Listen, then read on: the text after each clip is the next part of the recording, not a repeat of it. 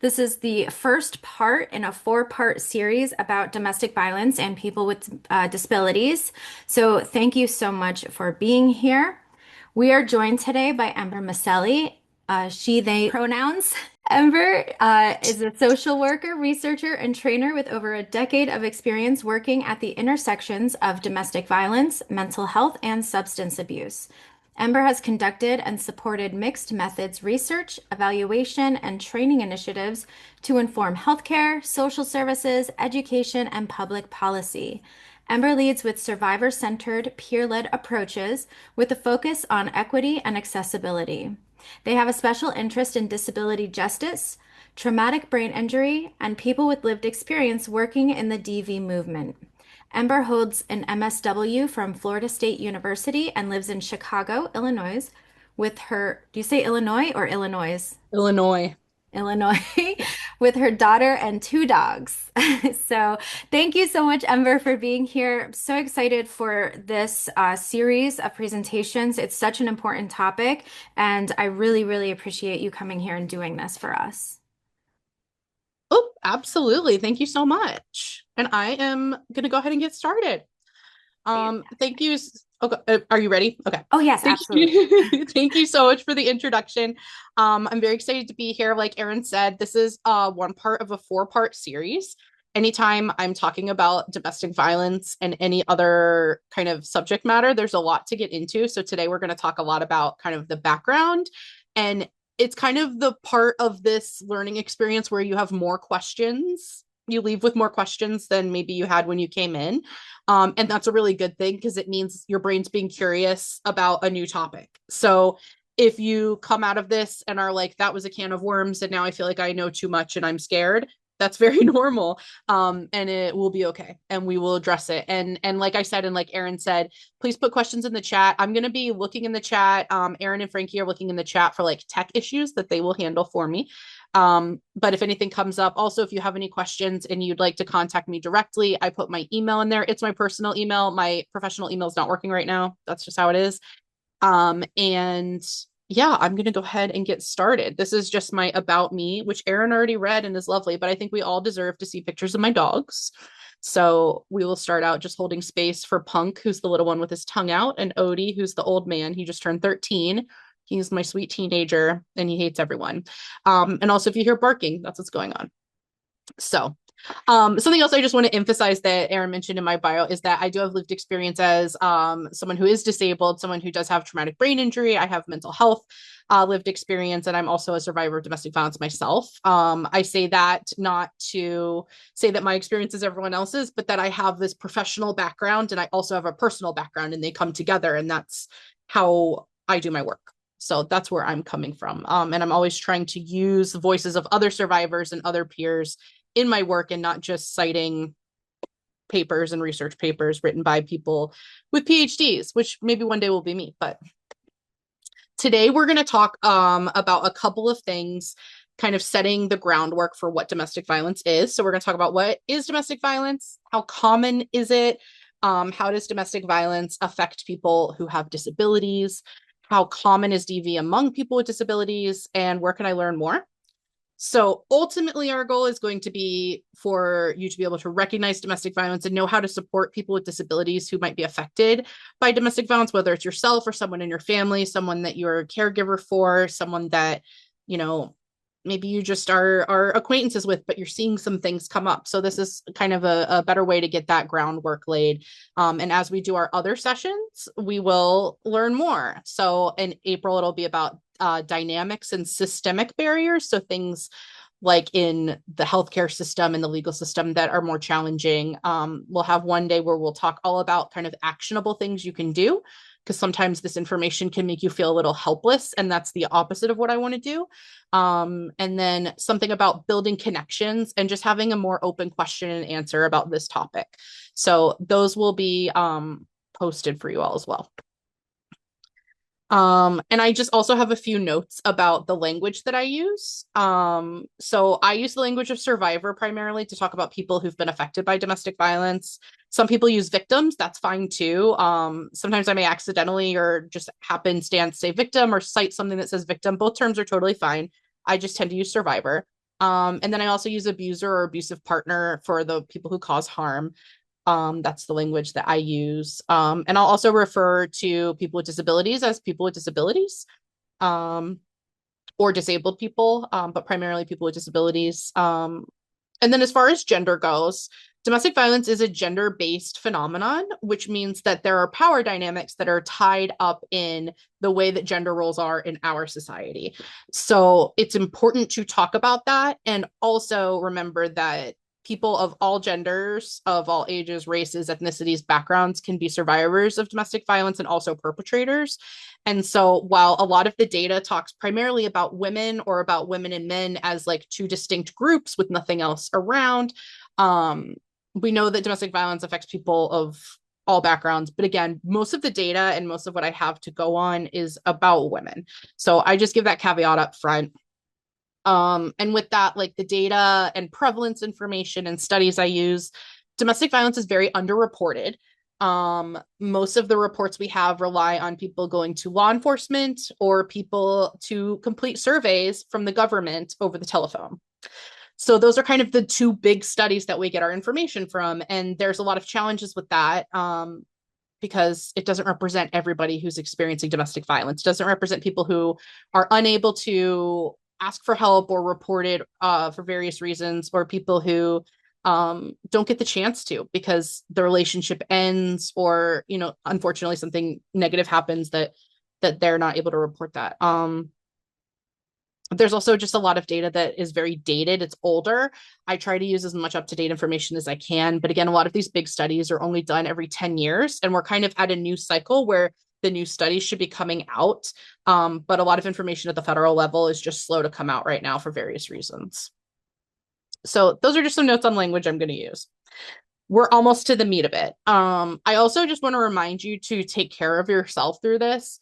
I can almost guarantee that someone else in our little webinar has experienced domestic violence or knows somebody who has.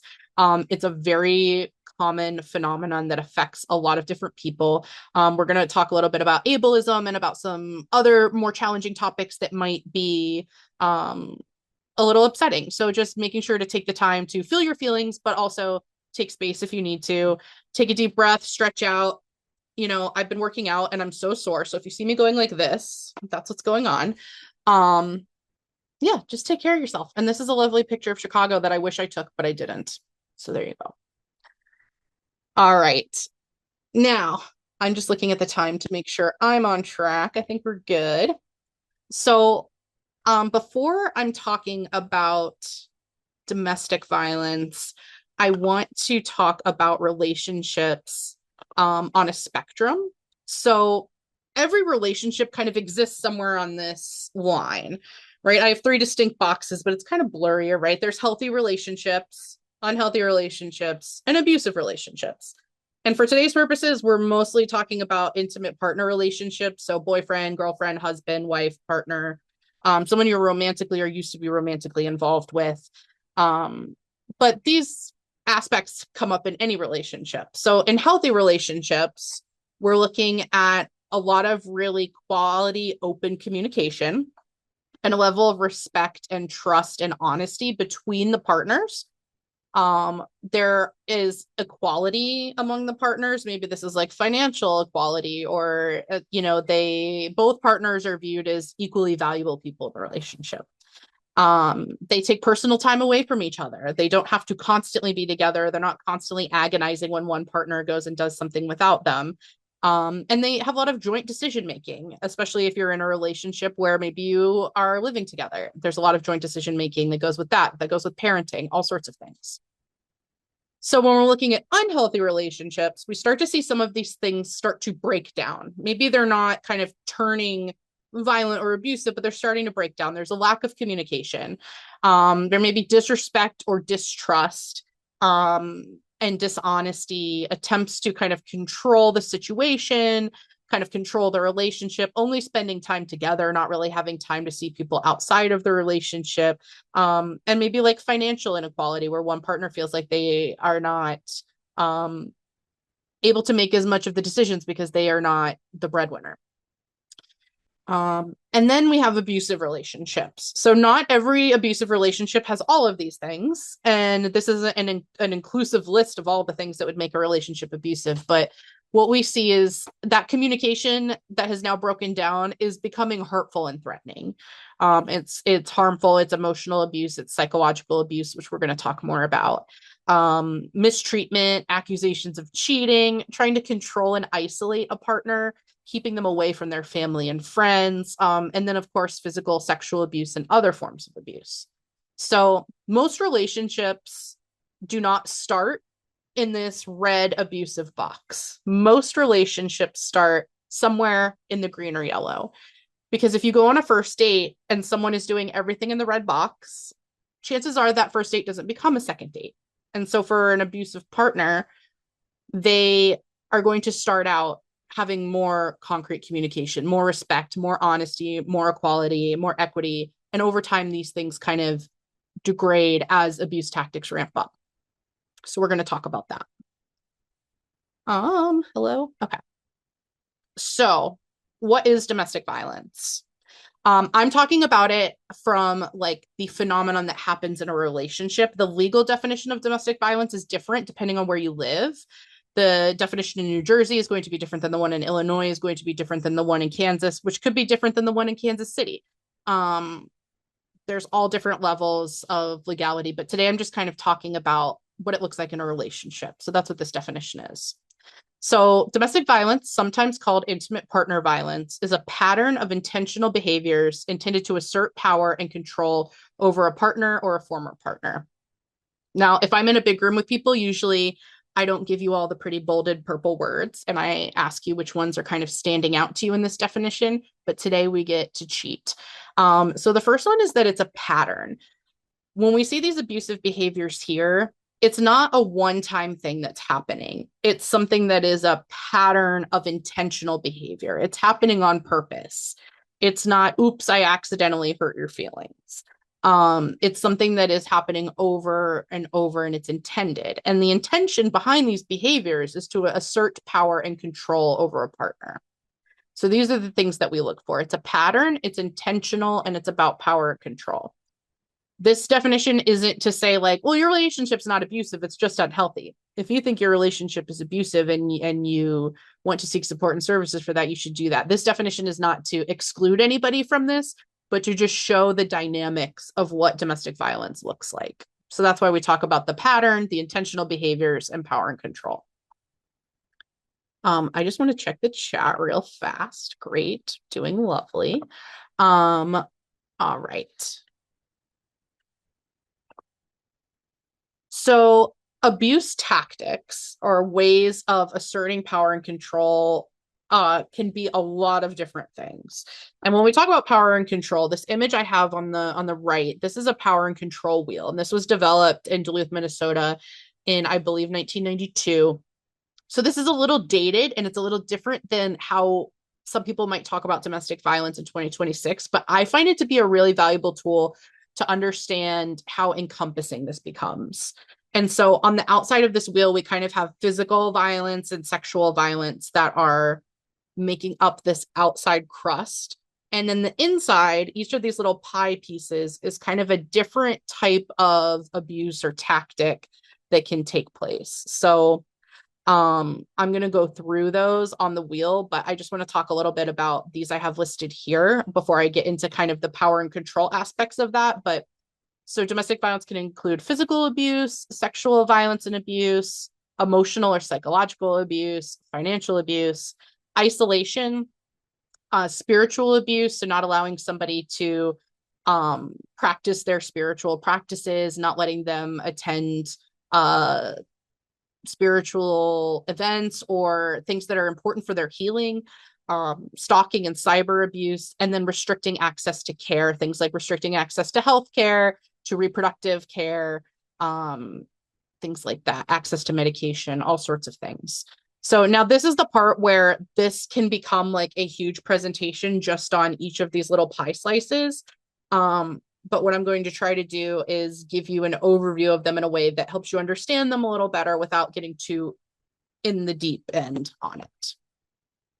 So I've just shown you half of the wheel because whoever made the wheel didn't realize that we'd still be using PowerPoints 36 years later, or presentations. So a circle doesn't fit well in the rectangle, but what are you going to do? So I'm going to start up here where we have coercions and threats. So this is making or carrying out threats to do something to harm somebody, maybe threatening to leave them, to commit suicide, or report them to child welfare to get their children removed, or maybe have an investigation, forcing them to drop charges, making them do illegal things. One of the big things that I see with coercion and threats are, I'll just tell a story that I have that I think demonstrates this well. As I was working with an older woman, she was about 70 years old and she'd been married for basically her entire life. She'd been married for about 50 years. And when she was first married and had her first big Thanksgiving with like her family at her house with her new husband, there was some sort of conflict that I can't even remember. It doesn't super matter. And the husband got upset and got abusive and ramped up his tactics. And he threw the bowl of mashed potatoes past her head against the wall. And he didn't hit her. He didn't threaten her. She wasn't hurt. Thanksgiving without mashed potatoes is not great, but the situation was he never hit her. He never hurt her. But then every time that she would do something that he didn't like, he would say, "Remember Thanksgiving? Remember what happened in that big fight?" and kind of bring it up. And so that's how these things kind of build, is that one event can happen and be used as a threat repeatedly throughout the relationship. And sometimes it's not even spoken because that person, that woman knows what happened. And so she's operating under, if he gets mad, I will be in danger. And so the goal becomes to not make him angry. And he can use that to coerce that person to do what they want. So that's an example of that.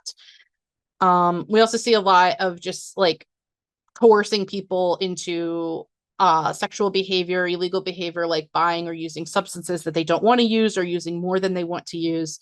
That can become an issue as well. So the next thing that we have, I'm going to do intimidation. So this is very similar to coercion and threats. I think it's a form of that, is making them afraid by using certain looks or actions or gestures, smashing things, destroying property, abusing pets, displaying weapons, things like that can be a form of intimidation and kind of reinforce those threats. And again, I don't want to make him mad because when he's mad, this thing happens. So this is another way of controlling a partner's behavior. Another big thing that we see on here on the right is isolation. So controlling what a person does, who they can talk to, who their support network is, limiting their outside involvement, and kind of just using jealousy to justify their actions. Like, well, I don't want you going there because there's going to be guys there and I don't want you to cheat on me. Or I don't think you should talk to your sister anymore because she's really rude. And can you believe what she said to me about yada, yada, yada? And so sometimes it's like, you can't do this. And other times it's more insidious, where it's just kind of turning that person away from their family, making their family out to seem bad, or moving someone across the country where they don't have a lot of other people. These can be ways that abusive partners can leverage power and control.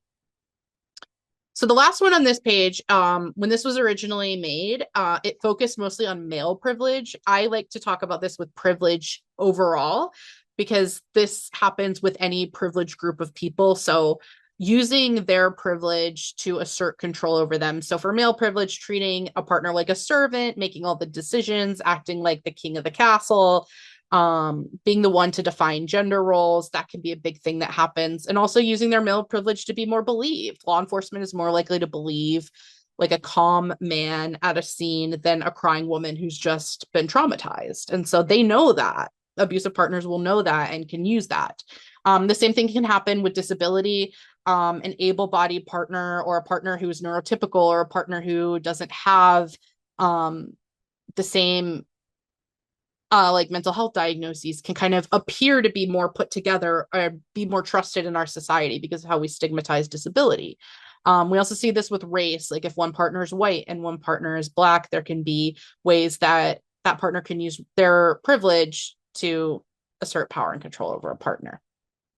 So this is a lot. This is the top of the wheel. I'm going to head to the bottom of the wheel.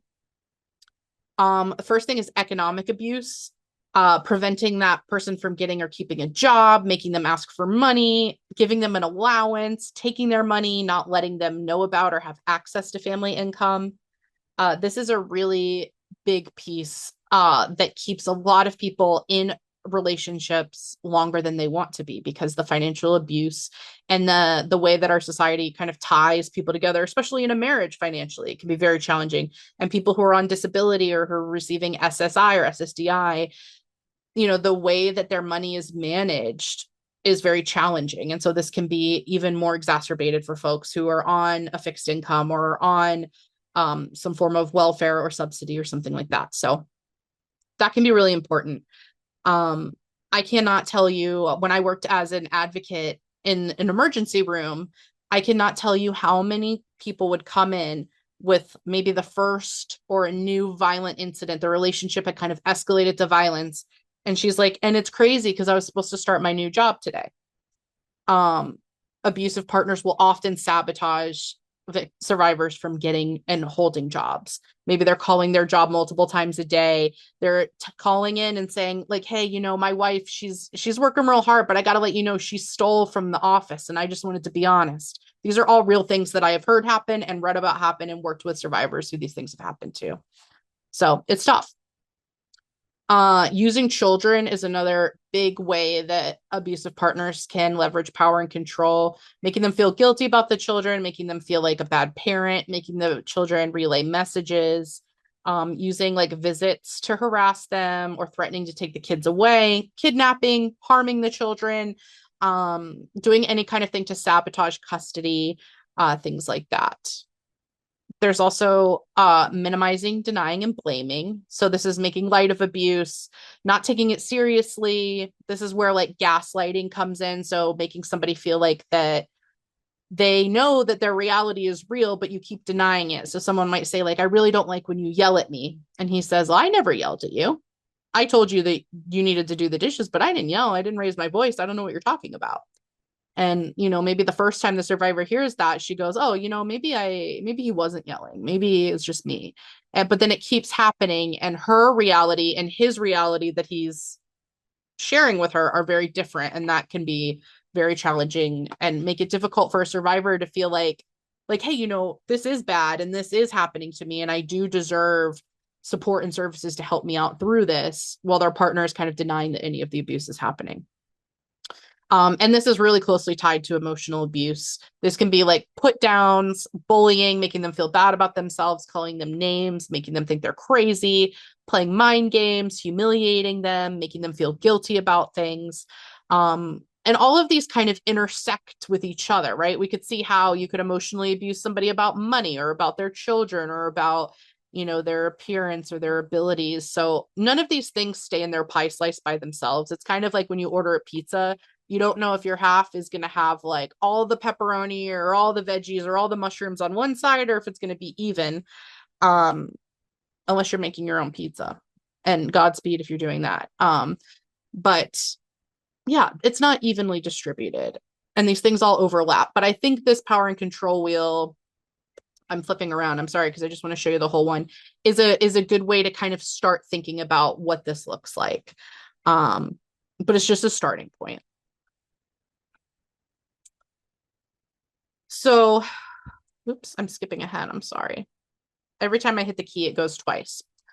So these abuse tactics that we talked about, I listed them here again, so you can kind of look at them. It's kind of like whenever we're talking about domestic violence, a lot of people will wonder, like, well, if the abuse is that bad, why didn't the partner just leave?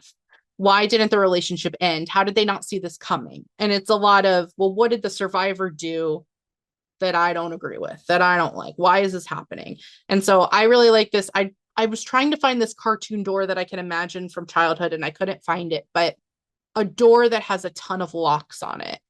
And kind of the door represents freedom from that relationship. If you can walk through the door, you're free from that relationship. But what happens is every abuse tactic is another lock on the door. The physical abuse, the sexual abuse, the financial abuse, the isolation, stalking, not letting you see your kids, leveraging their privilege, all sorts of things. It's adding more locks to the door. And so that survivor is seeing all of these locks and figuring out, how am I going to breach this when so much is going on? And as advocates, there's often a lot more than meets the eye. So I love peacocks because this peacock on the left is molting. And so his feathers are like chill, they're down. He's losing some of them. And he's also just doesn't have his plumage out because he's not trying to attract a mate. He's not trying to scare somebody. He's just chill. And then our peacock on the right is like what you think of a peacock, with this giant, beautiful plumage and all of these different colors and all of these different feathers and different things coming from one little spot. Um, and this is kind of what domestic violence can look like. If we're talking to somebody or we're imagining somebody and we're like, well, if he hits you, just go. But we're not seeing all the locks on the door. We're not seeing the full plumage of what's happening. We're only seeing what that person is sharing with us or what we're observing. And that can often be much different or only the tip of the iceberg of what's going on. So I really like this imagery. It's kind of mean to peacocks, I guess, to put them in this position, but it was just something I like to kind of think of visually. And so I think for me, like, this is more clear than like the tip of the iceberg that you often see, but there's more that's going on inside. And so a lot of that more are all of these locks on the door that we're not seeing. And so I think this is just something that's important to remember when we're thinking about how we can support other people, is that we don't know how many locks are on their doors. We don't know what those peacock feathers be doing. We just don't know what's going on. And so part of what I do as an advocate and a trainer and a friend of people who've experienced this is just be there to listen and absorbing this. So, quick cut. Now we're going to just talk about prevalence and how common domestic violence is. Um, Something again that I said before, but is really important to reiterate, so I have it in here twice, is that domestic violence is experienced and perpetrated by all genders, all abilities, all sexual identities. Um, and it's also highly underreported. And the folks who are more likely to report are the folks who have fewer locks on their doors. They don't have the barriers or the same barriers as somebody who is unable to report. So sometimes the data we're looking at is we're looking at the people who are able to get help. We're not looking at the people who are still struggling to get help and the people who unfortunately maybe lost their lives waiting for help, waiting for support and services, waiting to unlock the door, trying to get out. So this is just something that I like to say before I get into prevalence, because everyone wants a clear data point and it's really challenging to give you that, but I have done my best. So domestic violence is very common. It affects more than 12 million people every year in the United States. About 3 in 10 women and 1 in 10 men in the US have reported abuse by a partner. And women ages 18 to 34 generally experience the highest rate of intimate partner violence or domestic violence. So that's the group of people that are going to experience it the most. We also know that domestic violence is underreported among men specifically for a lot of different reasons. Men are often not believed by law enforcement, or they're not believed by the courts, or they feel shame or stigma around admitting or disclosing that they are experiencing abuse. And we also know that a lot of women who experience abuse are not reporting it because maybe they're dealing with things outside of law enforcement. Maybe they are afraid to go to law enforcement because of like racial discrimination that's happening in their community, between their community and law enforcement. There's lots of very valid, very compelling, and very just diverse reasons why people aren't included in this data. But we do know that domestic violence is very common and that it does affect women between 18 and 34 at the highest rates.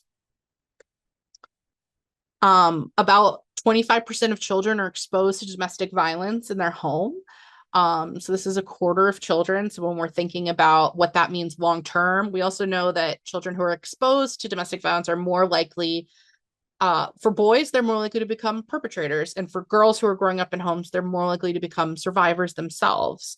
So it's important to be thinking about that as well. About 69% of women and 53% of men survivors experience domestic violence or intimate partner violence before the age of 25. So this is something that's being talked about a lot more at the high school and college level. A lot of my work when I was starting in the field was at the college level, because this is when people are really starting to have their own doors. that have their own locks on them. This is when people are starting to have more independence, and with that becomes, unfortunately, more opportunities for domestic violence. There have been lots of small studies about the LGBTQIA community, and they found that bisexual women, lesbian women, and bisexual men experience domestic violence at much higher rates than their heterosexual counterparts. It's also important to note that for bisexual women and lesbian women, the majority of them are experiencing abuse by male partners or former partners. But that is not to say that bisexual women and lesbian women are not also perpetrators, because that absolutely is the case. But the majority of these women had experienced abuse by men. Transgender individuals have a higher risk of domestic violence, and they are 2 times more likely to experience physical violence than other forms of violence. Um, and again, this is a really challenging point in kind of this learning experience, because we don't have good numbers on this, because it's something that hasn't been collected for a long time, and also the transgender population is a small percentage of our population, so we don't have as much data. But I think it's important to include what those experiences are like for queer people. Okay, this is our little stopping point to catch our breath. This is a giant oak tree in Tallahassee, Florida, where I went to school. I love it. It's beautiful. And it just makes me think of how big, overwhelming things can also just be really pretty things for us to observe as they are. We don't have to always understand every little bit of what's going on in someone's life. We don't have to know all the locks on their doors. We don't have to see all the feathers in their little peacock booty. We just have to know that there's more than what we see. There's more than the branches we can see here and the roots underneath. So I just like to remember that as I'm doing this, because it can get very overwhelming to think of all of these horrible things that are happening to all of these people. And how am I going to help the people in my life? Or how am I going to help myself? Or, what am I going to do? It's okay. We're just going to look at the tree and think about how we are just acknowledging that there is a lot that we don't know, but we're here with like a positive attitude in our hearts to help support and provide support and services. And whether that's formally, like as a professional, or as a friend or a caregiver or a family member. So enjoy the giant oak tree. All right. So now I want to talk about abuse in people with disabilities. Again, this is one of those situations where a lot of the data we have is dated. So a lot of what I have is from like 2015, 2008, like 10, 15, almost 20 years old.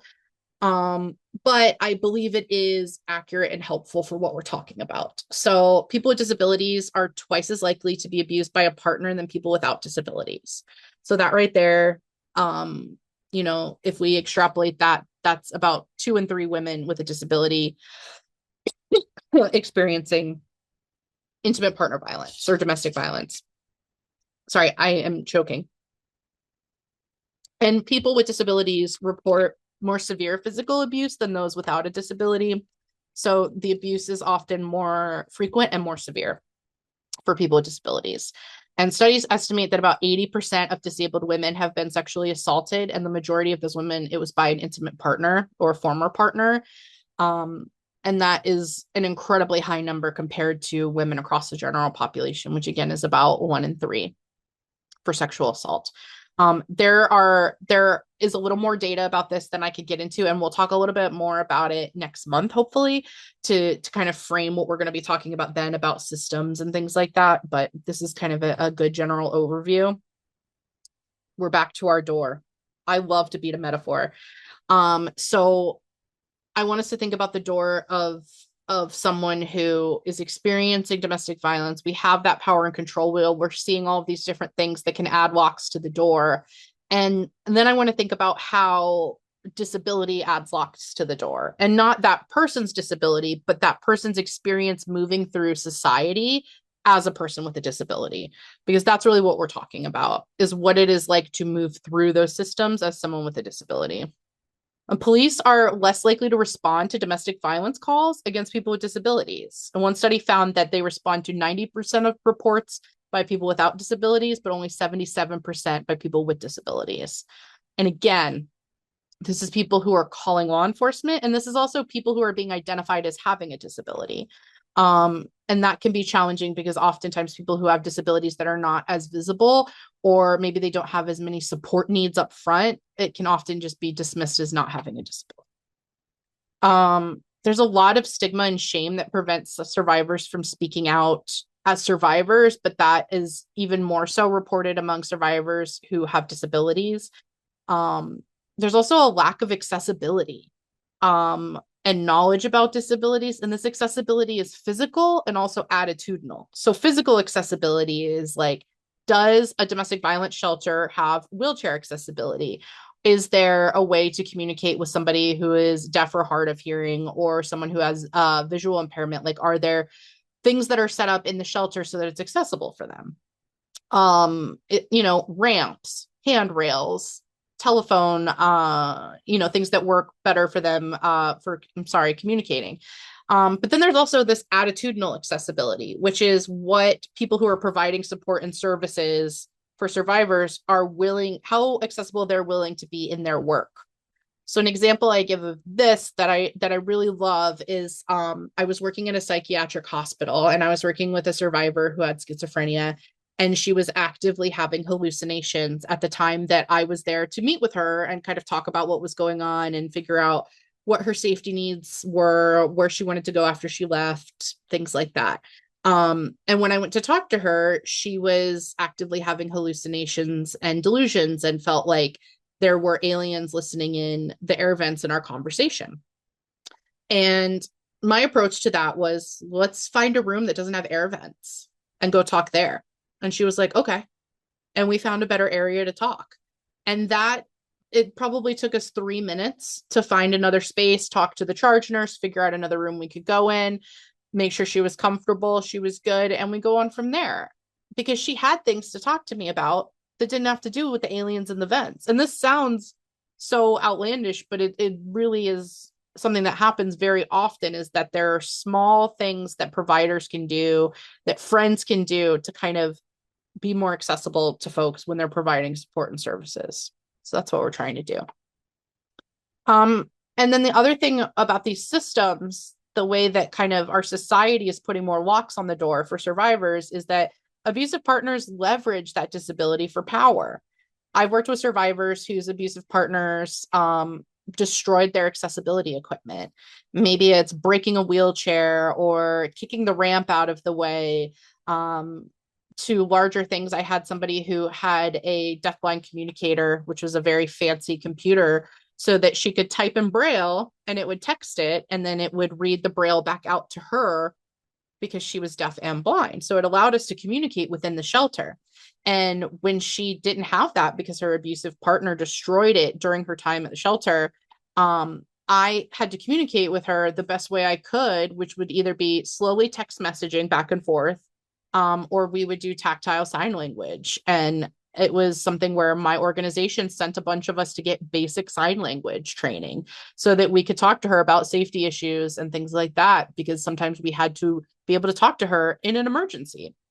But these are attitudinal levels of accessibility that some organizations and people are not willing to do, or they're not aware that it's even something that needs to happen for some of the people that they're working with.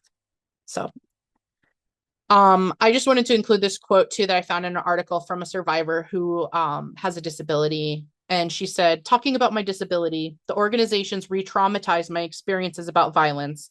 There's a lot of disrespect as a person with a disability, and it's also very uncomfortable to disclose a lot of my medical issues. Many interpersonal violence organizations are also unfamiliar with how to treat me as a person with a disability. We hear a lot of survivors echoing a lot of the ableism and stigmatizing concerns that are happening for disabled people in all aspects of their life moving through society. And those are just amplified or maybe more dire in these situations where someone is really looking for oftentimes life or death help. And they're met with these barriers. Something to